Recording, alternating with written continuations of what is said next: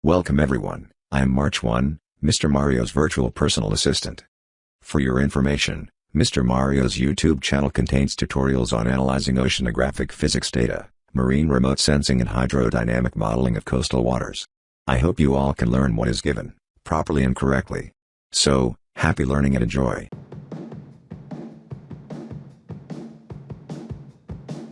Assalamualaikum warahmatullahi wabarakatuh.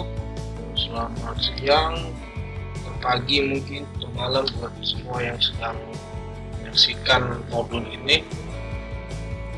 Ini menjadi modul lanjutan dari 3 modul sebelumnya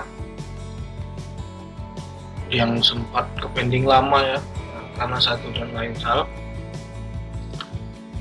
Di 3 modul sebelumnya kita itu lagi bahas atau diskusi tentang hidrodinamika arus 2 dimensi, arus permukaan. Di modul awal kita udah setup data, area model, kemudian modul kedua itu kalau tidak salah tentang data angin, mulai dari download data dan penyusunan datanya di dalam bentuk tabulasi di Excel. Lalu yang modul ketiga itu adalah pengumpulan data pasang surut. Nah, sekarang modul keempat itu kita sudah masuk di tahap processing, karena di modul awal saya sudah sempat katakan bahwa modul ini dibagi dalam 3 part besar. Ada processing dan tahap terakhirnya untuk post processing. Saya sebut post processing itu kita tahap untuk running model dan analisis data hasil modelnya. Sekarang kita masuk ke tahap kedua tentang processing. Nanti ini juga processing dibagi jadi beberapa part lagi. Itu bagian analisis data atau pengolahan data angin, kemudian pasang surut, dan pembuatan model. Saja pertama kita buka dulu data angin yang sudah kita susun dalam bentuk tabulasi di Excel yang ini. Nah, seperti yang pernah saya jelaskan bahwa data angin yang di Copernicus itu ya, itu datanya masih dalam bentuk komponen ya, dalam bentuk komponen seperti ini, dan belum dalam bentuk kecepatan dan arah. Jadi ini kita perlu konversi data-datanya supaya menghasilkan data arah dan kecepatan angin yang kita butuhkan. Sebenarnya kalau model hidrodinamika arus yang bisa dibuat menggunakan Mach 21, data komponen angin saja sebenarnya sudah bisa digunakan. Jadi data angin untuk input masukan model di Mach 21 itu ada 2 tipe. Yang pertama vektor dan magnitude ya, arah dan kecepatan. Yang kedua dalam bentuk komponen. Jadi dia bisa dalam bentuk arah dan kecepatan angin, dan bisa yang dalam bentuk komponen seperti ini. Cuma kenapa saya sering menggunakan yang arah dan kecepatan, karena data angin yang digunakan itu kadang kita butuhkan atau saya butuhkan juga untuk menganalisis arah dan kecepatannya, frekuensi kemunculan anginnya, frekuensi kisaran kecepatannya. Jadi butuh informasi dalam bentuk arah dan kecepatan, sehingga saya lebih sering menggunakan data yang dalam bentuk vektor dan magnitude atau arah dan kecepatan ketimbang komponennya seperti itu. Jadi mau gunakan yang mana aja sih, bisa aja, bebas aja. Cuman saya lebih sering menggunakan yang arah dan dalam bentuk arah dan kecepatan. Nah, untuk pembuatan dari konversi data komponen anginnya, kita bisa gunakan persamaan berikut. Jadi ini ada persamaan konversi nilai arah dan kecepatan komponen angin menjadi arah dan kecepatan seperti ini. Ada konversinya. Nah, di sini untuk persamaan-persamaan ini itu banyak di jurnal, itu artikel-artikel penelitian tentang persamaan-persamaan ini. Jadi ada di situ, tinggal di searching aja dengan keywordnya ya, rumus konversi arah kecepatan angin bla bla bla segala macam. Di situ ada penjelasan lengkap dan detailnya seperti itu. Kita mulai aja untuk melakukan analisis datanya. Pertama kita kembali ke sini ke data kita ya. Lalu kita copy aja ini. Jadi buat yang belum punya Excel ini, kalian gak usah khawatir, ini nanti kalian susun aja. Pertama datanya seperti ini, seperti tabel yang di sini yang ada di modul. Nah, nanti persamaan ini tinggal ngikutin ini aja nih, rumusnya samain aja. Yang penting urutan tabelnya sama seperti ini. Kalau misalkan nggak sama, kalian mesti menyesuaikan letak kolomnya ini dari tiap data. Jadi untuk penyesuaian, kalau nggak ribet tinggal susun aja seperti ini. Yang pertama kita copy dari sini dulu headernya ya, kita copy dulu headernya dari sini. Ini kita copy ke Excel kita yang ini ya, kita copy di sini. Nah, selanjutnya kita copy dulu persamaan yang di bawah. Nah, yang ini copy, lalu kita paste di sini. Oke, nah ini saya samakan dulu fontnya. Oke. Dan nah, sekarang saya akan jelaskan tiap kolom ini ya. Jadi data komponen angin yang Copernicus sediakan itu datanya adalah, kalau kita konversi dalam bentuk vektor dan magnitude atau dalam bentuk arah dan kecepatan, dia menunjukkan data arah kemana angin bertiup. Kalau kita konversikan langsung ya, misal kita konversikan langsung ke komponen yang ini, U10 dan V10 ini kalau kita konversikan dalam bentuk arah dan kecepatan ya, itu langsung menunjukkan kecepatan dan arah kemana angin bertiup, bukan arah dari mana angin bertiup. Yang kita butuhkan itu adalah arah angin yang blowing from, bukan yang direct to. Jadi mesti di di inverse, dibalik nilai dari komponen U10 dan V10 ini. Itu ada di penjelasan di Copernicusnya tentang data yang disediakan untuk komponen angin U dan V. Jadi dia mesti di inverse dulu datanya supaya ketika di ekspor atau dikonversi ke dalam bentuk arah dan kecepatan angin, dia akan menunjukkan arah yang blowing from, bukan yang direct to. Maksudnya begini, kebanyakan data angin itu digunakan arahnya adalah angin dari mana datangnya angin, bukan kemana datangnya angin. Bukan kemana angin itu bertiup, tapi dari mana angin itu bertiup atau dari mana datang.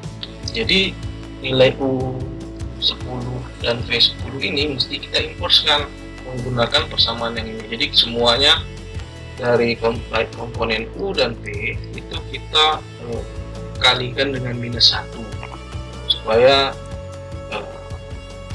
tanda negatif positifnya berubah, nilai negatif positifnya berubah seperti itu.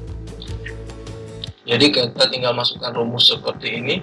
G2 itu adalah komponen U10 dan ini H2 komponen dari V10, sama-sama dikali -1. Kemudian kalau udah dapat, kita tinggal klik 2 kali aja di pojok begini, nanti semuanya akan menghasilkan nilai. Nah, kalau muncul begini, kita tinggal lebarkan aja ukuran kolomnya. Kemudian ini nilai aktannya, ini tinggal kita. Nah, ini untuk kelompok kuadran. Nah, kalau kuadran ini kan bisa baca aja, googling aja apa itu kuadran dari data arah dan kecepatan angin atau arus, ya. P-nya tinggal kita lanjutkan. Nah, ini arah. Arah dari mana anginnya bertiup, seperti itu. Dalam bentuk nilai. Ini kecepatannya dan ini keterangan arahnya. Kalau yang ini sebenarnya kalau kita konversi nilainya itu cukup sebenarnya sampai di sini, sampai tahap ini sebenarnya. Ya, kalau yang ini tambahan yang saya buat untuk menunjukkan arah ini keterangannya apa, dari timur laut kah, dari utara kah, dari selatan, seperti itu. Ini hanya tambahan. Nah, sekarang ada lagi nih 2 tambahan lagi. Ini arah apa, seperti itu ya. Kalau yang ini arah kemana anginnya bertiup, seperti itu. Kalau ini arah dari mana anginnya bertiup. Nah, kita biasanya pakai yang ini. Kalau ini sebenarnya tambahan aja untuk kebutuhan data, seperti itu. Jadi ini arah dari mana dia bertiup angin tersebut, lalu yang ini arah kemana anginnya bertiup. Dan ini keterangannya. Nah, ini kita tinggal lanjutkan begini. Untuk rumusnya, nah ini kalian bisa lihat di sini. Nah, ini tinggal lihat di sini, ya. Kemudian ini juga, lalu yang ini. Jadi tinggal diketik aja rumusnya, serupa dan persis seperti ini. Nah, itu rumusnya.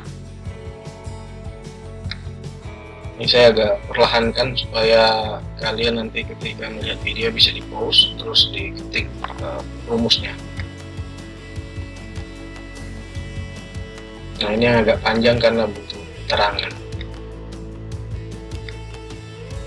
Oke. Nah, untuk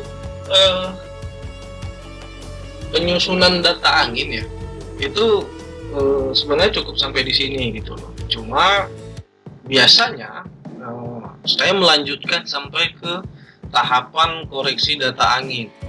Kenapa? Karena data angin ini digunakan juga untuk pembuatan model gelombang laut, seperti itu. Jadi kalau untuk model gelombang laut, data angin itu masih ada tahapan koreksinya, mulai dari koreksi ketinggian, koreksi durasi, efek lokasi, stabilitas, dan konversi ke dalam bentuk faktor tegangan atau gesekan angin. Jadi masih ada beberapa tahapan seperti itu. Apalagi kalau data anginnya kita peroleh dari daratan, misalkan titik pengukurannya dilakukan di darat atau di pinggir pantai, bukan di tengah laut yang kita asumsikan sebagai titik awal pembangkitan gelombang, seperti itu. Nah, oh ya, satu lagi, nanti ada juga modul tentang prediksi gelombang laut menggunakan data angin ya. Jadi bukan menggunakan model hidrodinamika, tapi hanya menggunakan data angin.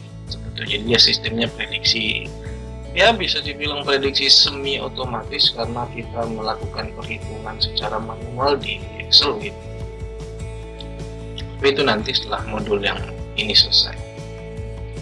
Nah, karena kita nanti akan menggunakan data angin yang sama untuk model gelombang laut di area yang sama, maka data angin ini akan kita lakukan koreksi dan konversi seperti itu. Koreksi data angin ya untuk kebutuhan gelombang laut itu ada 5 tahapan ya. Ini saya ngambil dari buku. Yang pertama ada koreksi ketinggian, lalu ada koreksi durasi, kemudian yang ketiga stabilitas, koreksi efek lokasi, dan terakhir adalah konversi kecepatan angin itu menjadi wind stress factor. Jadi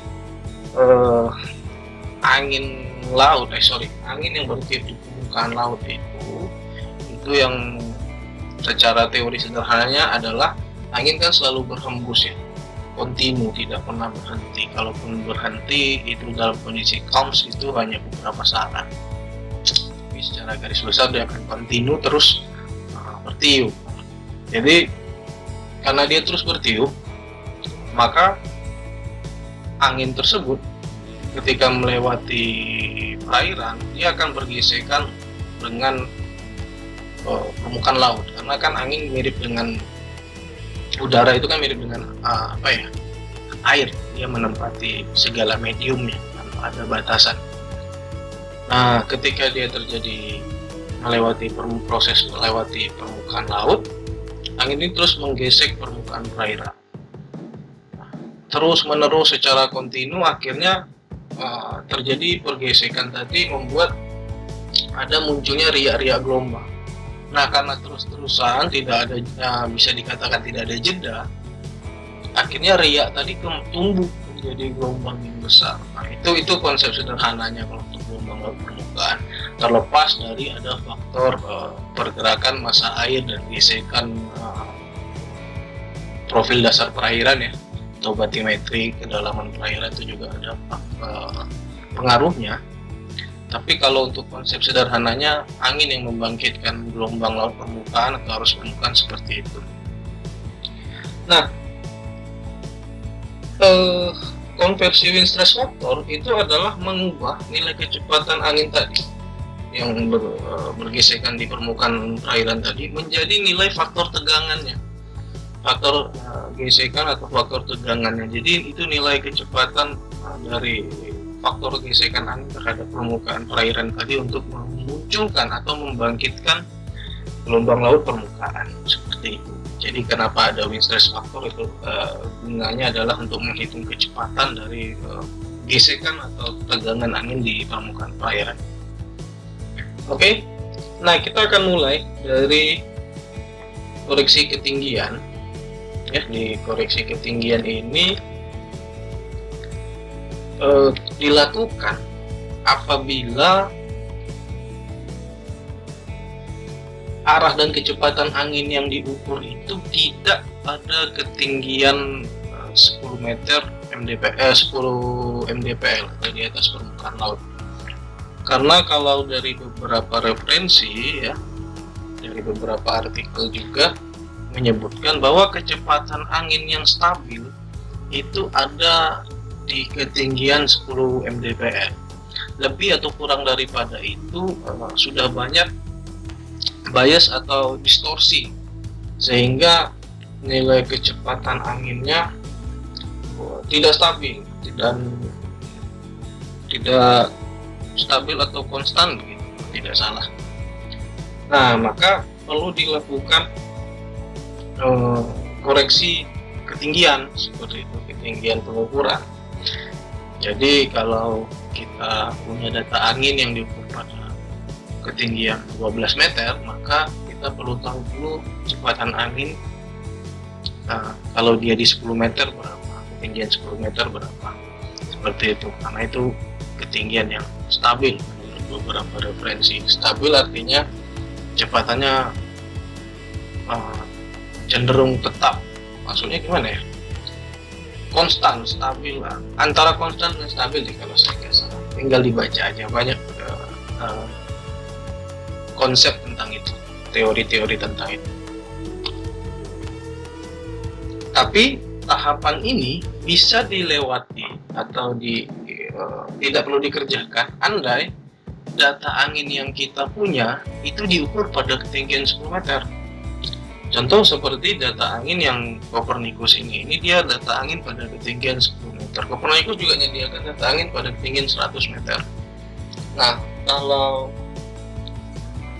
koreksi ketinggian ini bisa dilewati, tidak dikerjakan andai angin tersebut diukur pada ketinggian 10 meter. Gitu. Nah, ini persamaannya. UZ ini kecepatan angin yang kita miliki, data angin yang kita miliki ya.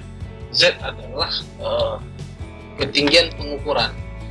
Jadi kalau kita punya anemometer untuk pengukuran kecepatan angin, itu letaknya dari permukaan tanah, permukaan laut berapa meter. Nah, ini dia ketinggian Z. Nah, ini tinggal kita masukkan saja rumusnya ke sini. Maka kita perlu copy lagi ini U10 ya. U10. Oke, ini untuk koreksi tabel ini. Ini saya kasih warna sendiri ya, biar kawan-kawan bisa membedakan. Ini udah tahap koreksi yang warna kuning. Ini kita tinggal masukkan persamaan yang tadi, persamaan ini. Saya tinggal copy aja yang ini ya. Nanti tinggal bisa dilihat di sini rumusnya. Oke. Ini kita bisa lihat. Saya samakan dulu fontnya. Oke. Ini nanti pasti berubah lah. Jadi kita edit belakangan aja. Nah, ini tinggal disesuaikan persamaannya ini. Kita lihat karena dia data angin yang di Copernicus itu adalah data angin ketinggian 10 meter. Jadi kalau saya masukkan Z-nya 10, maka nilai kecepatannya nggak berubah sama. Itu. Ini cuma contoh, jadi saya masukkan. Andai kata kita tes, kalau Z-nya ini Z-nya ya, kita ganti jadi 15 misalnya. Nah, maka kecepatan anginnya kita akan berubah. Berarti kecepatan angin di ketinggian 10 meter untuk area ini adalah 2,54 bukan 2,7. Nah, andai pengukurannya dilakukan di ketinggian 12 mdpl. Nah, ini kalau kita teruskan, maka nilainya nggak berubah seperti itu. Nah, tahap selanjutnya kita bisa masuk ke koreksi yang kedua, itu koreksi durasi. Nah, di sini bisa dibaca teorinya. Data angin yang tersedia umumnya itu data angin yang jarang disebutkan durasinya atau merupakan data hasil pengamatan sesaat. Nah, kondisi sebenarnya angin itu kan selalu berubah-ubah. Sementara kita kalau melakukan peramalan gelombang laut itu kita butuh data angin yang kecepatannya konstan. Jadi kita butuh koreksi durasi untuk mengetahui kecepatan angin yang bertiup pada rata-rata durasi yang kita inginkan. Maksudnya begini, misalkan kawan-kawan punya data angin bukan dari Copernicus ya. Kalau Copernicus kita bisa sekarang menentukan data angin kecepatan rataan berapa jam seperti itu. Nah, misalkan kita punya data bukan dari Copernicus tapi dari BMKG misalnya yang dalam versi cetak yang sudah jadi misalkan, atau dari sumber lain yang tidak informasikan keterangan waktu kecepatan angin yang bertiup atau yang direkam. Nah, ini kita butuh dulu data data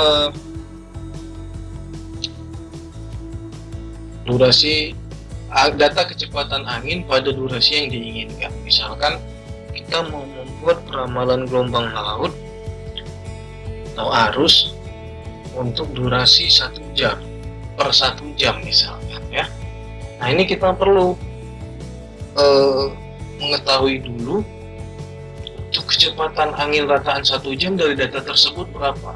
Bisa jadi data yang disediakan tersebut merupakan data rataan 1 harian seperti itu, atau data rataan interval per 6 jam, sehingga itu bukan data per jam tapi rataan waktu tertentu. Nah, yang kita perlukan adalah sementara data per 1 jam.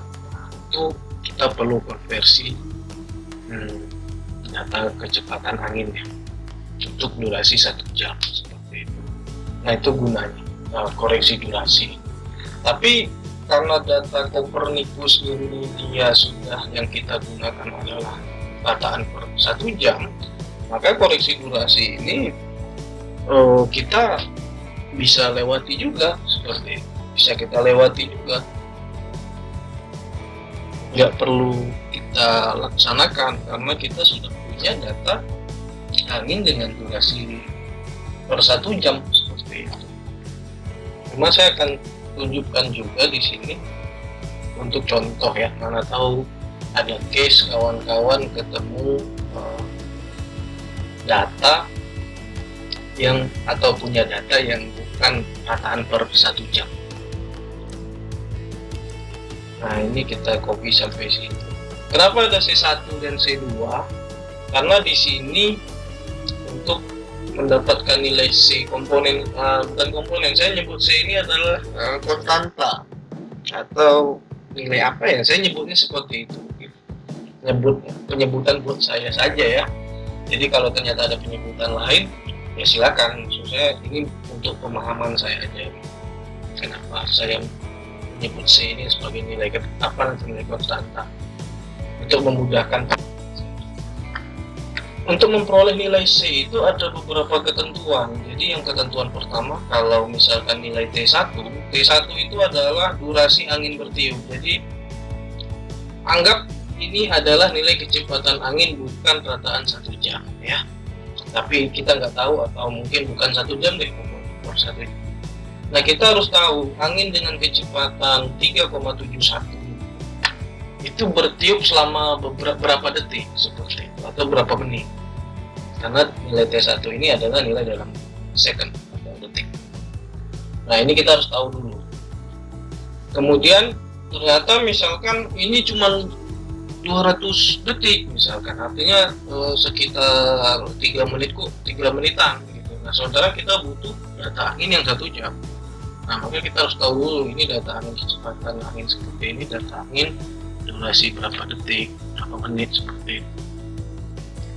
Nah, kondisinya untuk nilai C itu ada 2 ketentuan. Yang pertama, kalau nilai T1-nya muncul adalah di bawah 3600 detik, maka nilai C yang kita hitung menggunakan persamaan yang ini.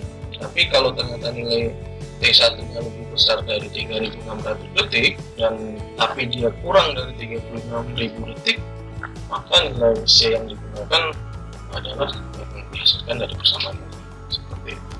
Nah, T di sini adalah T yang durasi yang kita inginkan. Misalkan kita ingin data durasi 1 jam, maka T di sini kita isi dengan nilai 3600 ya dalam bentuk detik ya, seperti itu.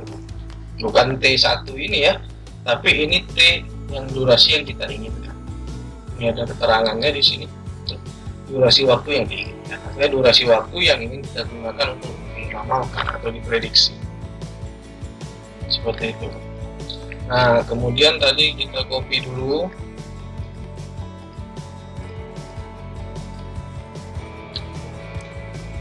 Seperti yang saya bilang di awal video bahwa modul selanjutnya ini adalah modul yang cukup panjang karena saya akan sampaikan beberapa teori dan konsep yang saya ketahui tentang pengolahan datanya, maka dibagi per part gitu. Nah, saya harapkan kalian kalau melihat modul yang selanjutnya, modul tahapan inilah pokoknya yang dalam rangkaian prosedur ini, jangan di skip karena di situ ada penjelasannya. Jadi banyak juga yang kawan-kawan mahasiswa siapapun yang bertanya di tiap modul video-video itu, Kenapa seperti ini, kenapa dilakukannya seperti ini, boleh nggak seperti ini. Nah itu ada penjelasannya yang saya sampaikan di tiap modul, jadi kalau bisa jangan di skip sama lihat videonya. Jadi jangan di skip langsung ke tahapan-tahapan ngulang-ngulang datanya, karena biasanya saya sambil ngerjakan data itu saya sambil sambil celotehan juga, ngoceh juga tentang pemahaman saya tentang konsep dari pengolahan datanya, seperti itu. Nah ini saya copy dulu aja ke sini. Oke, saya samakan lagi fontnya. Saya lebih senang disamain gini, jadi kayak lebih rapi nih. Tujuannya itu aja sebenarnya. Nah ini kita tinggal lanjutkan untuk dapatkan nilai-nilainya.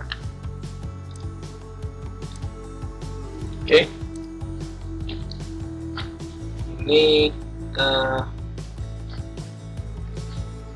samakan lagi warnanya, kerja dua kali. Oke, ini sekarang kita udah dapat durasi. Oke, nah ketika kita udah dapat durasinya, kita akan hitung durasi angin untuk kecepatan angin untuk durasi 1 jam menggunakan persamaan ini. U3600 sama dengan UF per C. UF itu adalah kecepatan angin yang sudah kita koreksi ketinggian. Gitu. Kecepatan angin yang sudah kita koreksi di awal gitu. Jadi jangan sampai teralihkan dengan simbol UF ini, karena ini UF itu kecepatan angin, UF dan UZ itu dia punya pengertian yang sama lah, seperti itu. Jadi kalau misalkan data awal ya, ini data awal, kecepatan angin awal, ini kita bisa simbolkan sebagai UF atau UZ. Kemudian ketika kita koreksi ketinggian, dia sudah berganti menjadi U10. Maka untuk persamaan di sini ya, UF ini kita udah ganti ke data U10 kalau kita lakukan koreksi ketinggian seperti itu. Jangan gunakan data awal lagi gitu. Karena kalau kita gunakan lagi ntar datanya nggak ketemu gitu. Jadi ini U10 atau UF atau UZ ini adalah U10 di sini yang harus kita masukkan kalau kita lakukan koreksi ketinggian. Tapi kalau enggak ya gunakan UF atau UZ tadi gitu. Ya, jadi itu supaya enggak sampai salah. Oh ini kok UF tapi yang dimasukkan data U10. Nah itu dia maksudnya seperti itu. Oke, sekarang kita masuk di koreksi durasi 1 jam. Nah, ini. Oke, kita tinggal copy aja nih langsung copy ke sini. Tuh.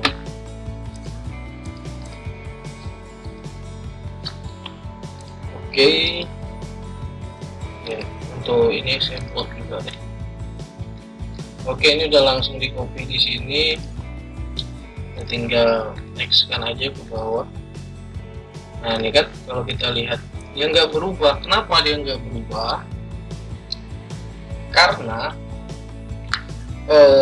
data angin yang kita gunakan ini udah dataan per 1 jam. Jadi dia hampir tidak berubah seperti itu. Nah kemudian kita masuk ke tahap UT untuk mencari nilai UT. Nilai UT itu nilai apa? Nah ini dia tadi. UT itu untuk durasi yang diinginkan. Misalkan pertama kita udah tahu data rataan per 1 jam. Terus ternyata kita mau prediksi gelombang lautnya per hari atau per menit, bahkan mungkin per detik. Seperti itu. Nah T-nya menyesuaikan. Misalkan kalau 60 menit 60 menit. Misalkan kita mau kecepatan angin menit ya, berarti kita akan masukkan persamaan yang UT ini sama nih, T-nya kita tinggal ganti jadi 60 detik, 60, tergantung kalau per satu hari ya. Kalau satu hari berarti 86.400 seperti itu. Tapi kalau kita mau per jam ya, kita bisa cukup sampai di tahap ini sih sebenarnya, 3.600 ini seperti itu, untuk mencari kecepatan angin durasi 1 jam. Kalau yang ini untuk mencari pada durasi yang diinginkan seperti itu. Nah, ini kita copy lagi, kita copy sini, yang ini kita copy lagi sampai bukti ini ya, kita copy lagi di sini. Biasa ganti dulu ininya lagi, ini kita kita seret aja ke bawah. Nah, ini saya gunakan untuk durasi yang 1 jam lagi ya, lihat nggak ada perubahan lagi di sini. Dan untuk datanya, oke, durasi yang ditentukan sudah dilakukan. Lalu selanjutnya kita masuk ke tahap nilai U. Itu adalah tahap ketiga, koreksi stabilitas. Ini untuk di rumusnya. Nah ya, saya akan kasih lambat, tinggal disesuaikan aja. Nah, ini tinggal dilihat.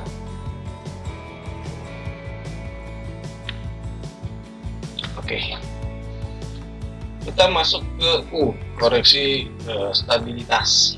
Jadi koreksi stabilitas ini adalah terkait dengan konsep perbedaan temperatur udara dengan temperatur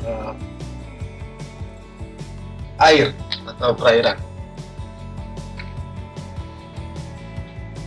Kita kan tahu ya, angin itu bergerak dari daerah yang mengalami perbedaan tekanan, dari tekanan tinggi ke tekanan rendah. Nah, ini kan berkaitan dengan temperatur.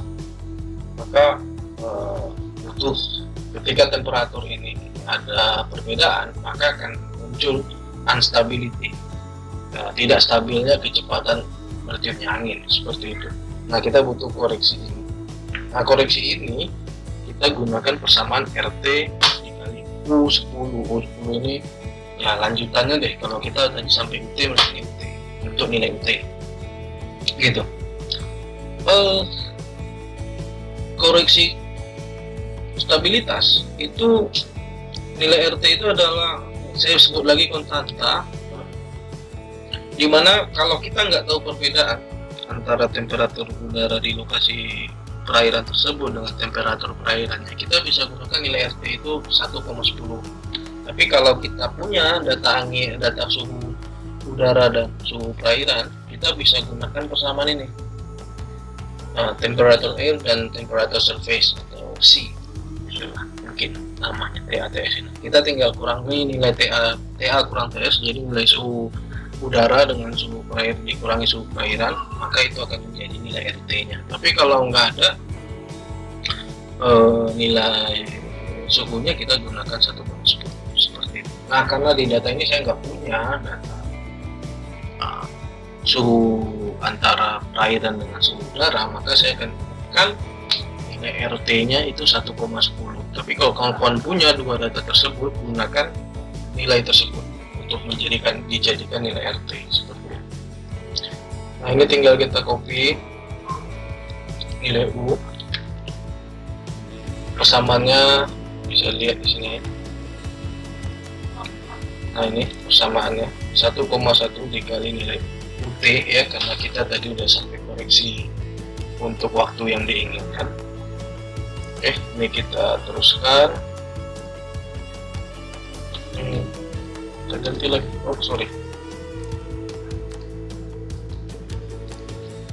Oke. Nah, ketika setelah dilakukan koreksi stabilitas, baru kita lihat perbedaan kecepatan. Oke, terus kita masuk ke UW. UW ini koreksi efek lokasi. Nah, ini yang apa ya, cukup penting diperhatikan. Kenapa? Ini terkait dengan lokasi pengukuran angin seperti itu. Nah, koreksi stabilitas di sini, koreksi efek lokasi itu kalau data angin yang kita gunakan titik pengukurannya tidak di tepi pantai atau di laut, misalnya jauh di daratan ya, misalkan seperti biasanya kalau BMKG itu data titik pengukurannya stasiun anemometernya biasanya itu kalau nggak pasti di daratan dekat kantor BMKG-nya sendiri, atau mungkin kalau nggak salah bisa yang di bandara, mungkin biasanya kan nggak jauh-jauh dari bandara itu, biasanya seperti itu. Nah, kalau kita data anginnya bukan titik pengukuran di laut atau di pinggir pantai, maka tahapan efek lokasi ini, koreksi efek lokasi ini perlu kita lakukan. Tapi kalau ternyata tidak diukur di daratan yang jauh dari perairan atau tepi pantai dan titiknya ada di laut, maka seperti yang koreksi sebelumnya, koreksi ini pun bisa dilewatkan juga seperti itu. Nah, untuk koreksi efek lokasi sendiri kita bisa gunakan persamaan ini.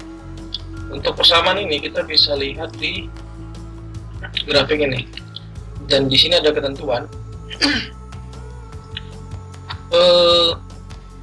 Pertama, UL itu adalah kecepatan angin hasil korek yang bisa pakai nilai U ini, atau U lah di sini, yang sudah kita koreksi stabilitas.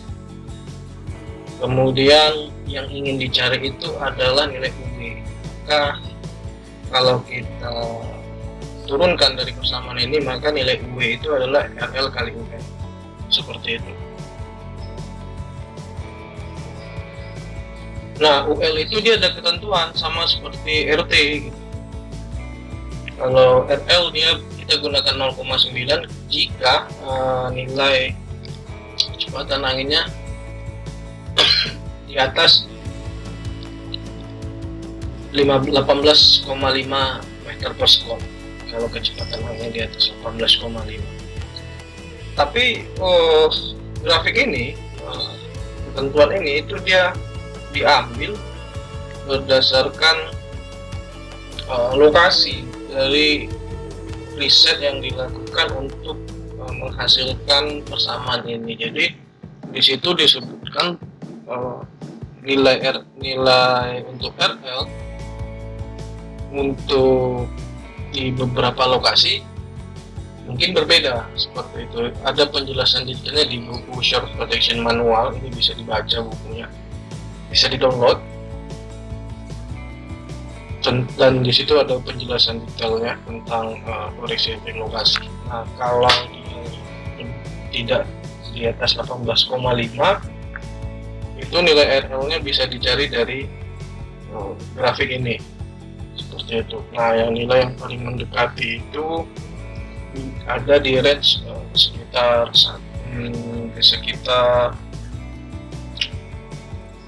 0 sampai 1,1 atau 1,2 seperti itu. Tapi untuk mencari rentangnya bisa dilihat dari grafik ini. Jadi kita bisa koneksikan kecepatan angin data kita yang kita miliki ke grafik ini. Jadi nanti kita bisa temukan nilai RL-nya dari sini. Kira-kira seperti itu. Tapi untuk simpelnya kita bisa gunakan nilai 1,1 atau 1,2 seperti itu. Kalau di sini saya gunakan 1,2. Nah, ini kita copy lagi.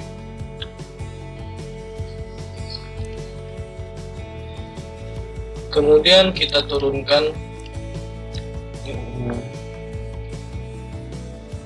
W. Sorry, bukan W. Ini oh ya, W.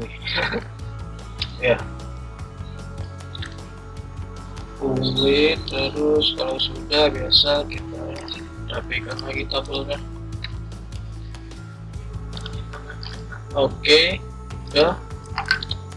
Selanjutnya yang terakhir, nah kita masuk ke tahapan konversi wind stress factor. Di sini kita merubah nilai kecepatan angin ini menjadi nilai kecepatan gesek atau tegangan angin yang di permukaan perairan itu, seperti itu.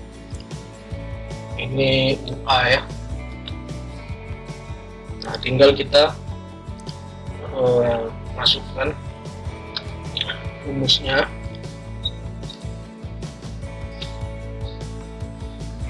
Oke, ini dia. Nah, ini udah jadi.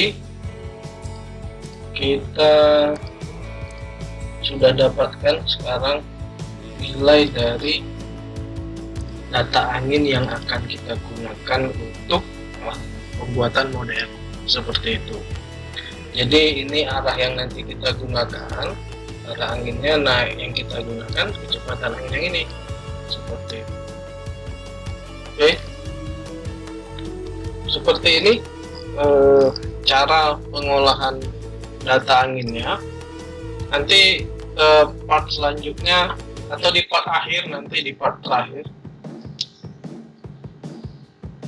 kita akan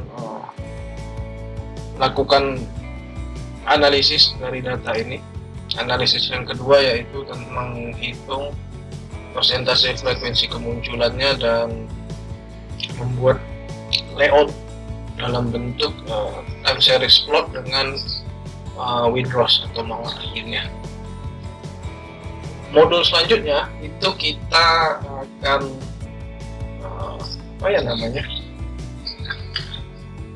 masuk ke tahap analisis selanjutnya, yaitu data pasang surut. Oke, data pasang surut. Kemudian kita akan masuk juga ke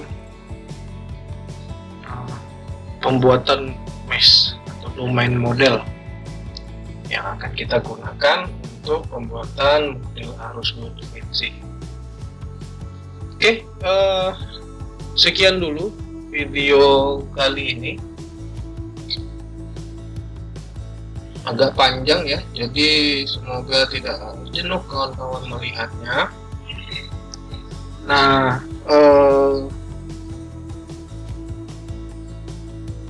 rutinitas atau time series dari upload video modul ini nggak pasti ya, karena saya juga ada beberapa kegiatan yang masih diselesaikan. Jadi mohon maaf kalau kadang videonya suka lama muncul untuk modulnya dan jadi menghambat kawan-kawan yang sedang membutuhkan informasi seperti ini.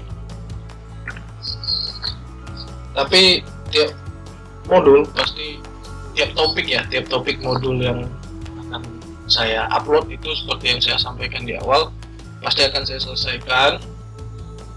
Ketika modul arus ini sudah selesai, nanti kita akan lanjut ke gelombang laut, kemudian kita akan masuk ke modul transport sedimen, model transport sedimen, kemudian tentang perubahan garis pantai baik yang menggunakan model maupun citra satelit, dan nanti tentang analisis seperti itu. Oke, terima kasih buat semuanya yang sudah menonton. Oh ya, satu lagi, kalau kawan-kawan ada yang butuh tentang pengolahan data-data statistik seperti rancangan percobaan, apalagi buat kawan-kawan yang bidangnya di teknologi hasil perikanan gitu ya, sebenarnya nggak spesifik ke sana, tapi segala hal yang kawan-kawan butuhkan untuk materi-materi tentang perancangan percobaan dan statistik ya, itu kawan-kawan bisa kunjungi channelnya Fadli Ilhamdi. Itu keren, dia membahas tentang analisis statistik, metode-metode statistik dan perancangan percobaan ya, atau rancop, lewat penjelasan yang begitu simple atau sederhana, dan itu dia juga ada beberapa materi-materi perkuliahannya yang diupload di channelnya, dan itu bagus-bagus semua. Jadi kalau yang butuh materi-materi seperti itu bisa langsung ke channelnya beliau. Nanti ada link channel beliau di deskripsi video ini, jadi kalau kawan-kawan mau lihat tentang statistik, tentang ranjob, rancangan percobaan, bisa kunjungi channel beliau. Terima kasih, semoga kawan-kawan semua sehat selalu di tengah pandemi ini, dan semoga video dari saya ini membantu untuk kawan-kawan mengerjakan tugas akhirnya, atau mungkin tugas kuliahnya, atau pekerjaan-pekerjaan kawan-kawan di instansi manapun. Kalau ada yang mau ditanyakan, bisa berkontak dengan saya via email. Ada email saya di channel, di informasi channel saya, terus ada nomor handphone, dan bisa komen di kolom komentar. Cepat atau lambat itu pasti saya balas ya, kalau memang saya senggang dan aktivitas tidak banyak. Komentar kawan-kawan selalu saya jawab. Dan terima kasih buat semua kawan-kawan dari luar universitas tempat saya mengajar, karena ternyata awalnya sebenarnya video-video modul itu saya buat untuk praktikum mata kuliah yang saya pegang untuk mahasiswa saya di kampus. Karena pandemi, sehingga praktikum yang biasanya kita lakukan di laboratorium mesti kita pindahkan mediumnya. Tapi ternyata banyak sekali kawan-kawan dari luar universitas tempat saya bekerja yang interest ke modul yang saya buat. Terima kasih buat semua. Assalamualaikum warahmatullahi wabarakatuh.